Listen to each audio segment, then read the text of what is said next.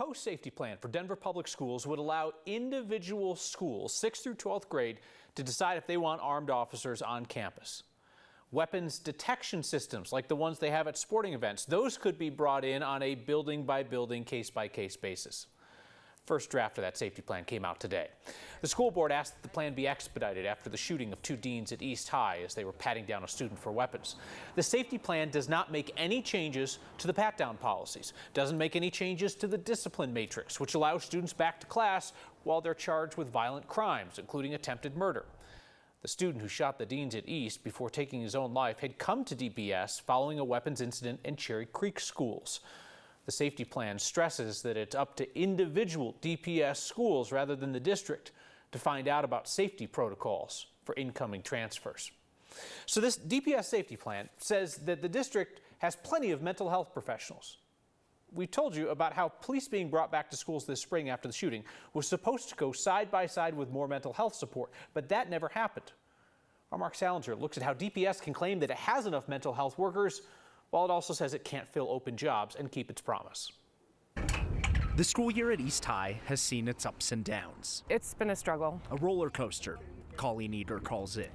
Her daughter is a sophomore. There's so many great aspects to it, and then, gut-wrenching to get, text after text, lock down, lock out, lock in. When the school board directed the district to bring back school resource officers in March, Colleen was pleased to find out more mental health professionals would be coming with them.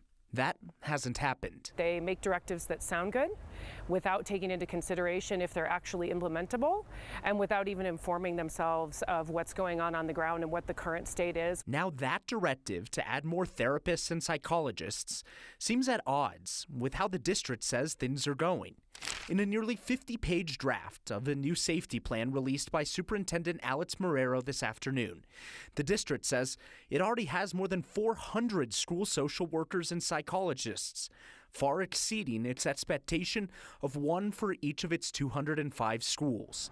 DPS tells us they have 23 open positions right now for mental health care providers and are struggling to fill any more. There's not very many of these individuals out there. Rob Gould is the president of the Denver Classroom Teachers Association.